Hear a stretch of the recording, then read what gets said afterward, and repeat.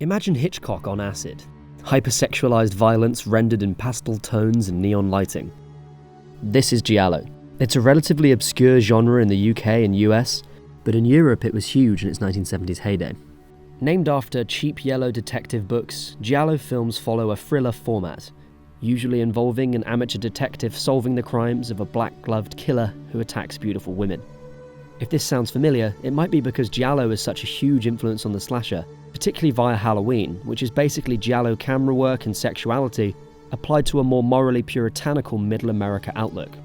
It's a massive genre that contains hundreds of films, but there are three important Giallo filmmakers I'll focus on: Mario Bava, Lucio Fulci, and Dario Argento. Bava invented the genre, Argento brought it to the logical heights of its stylization, and Fulci provided a cue for it to move to darker territory. Bava's Hitchcock pastiche, The Girl Who Knew Too Much, prefigured the Giallo genre, and he codified it the following year with the stunning Blood and Black Lace. The key elements are all there: a killer murdering beautiful models, the sensuous colours, gorgeous women and horrific murders expand on the Hitchcockian themes in the film, paving the way for a movie with the guts to really run with those ideas. That movie was The Bird with the Crystal Plumage, directed by Dario Argento. It was massively successful and turned Giallo into a wide-ranging genre with mass appeal. The young director pushed the genre forward in a series of frenzied, exciting films in his greatest period, producing classics like Deep Red.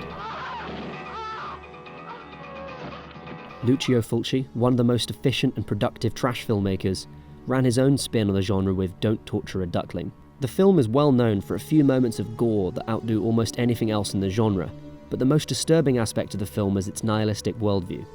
Following the murder of a number of children in a small Italian village, one of the major themes of the film is that no one is truly innocent. Known as the godfather of gore, Fulci never held back and followed this film with The New York Ripper, moving from the operatically violent to the disturbingly gross. It's very hard to watch because of its incredible violence, and in fact it can't be found uncensored in the UK. But its place in history as a precursor to the slasher, to later works of torture porn, and as a testament to the social problems in New York at the time is unquestionable. So if you're a fan of soft-focused sexuality, hammy acting and sumptuous sets, if you like your horrors more creative than disturbing, my suggestion is that you watch Tenebrae by Dario Argento. This movie blends commentary on gender, misogyny and violence with some bravura camera work and some really fun performances.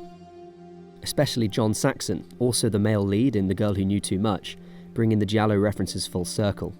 It's everything a Giallo should be. Full of striking imagery, brimming with visual inventiveness, and expressing a trashy plotline that masks deeper themes. It's currently available on Blu-ray from Arrow Films in an excellent restoration, so if that sounds interesting, please go out and buy it and support the work of people who preserve classics like these. If you enjoyed this video, please subscribe to get the next one when it comes out. And until then, enjoy your Giallo.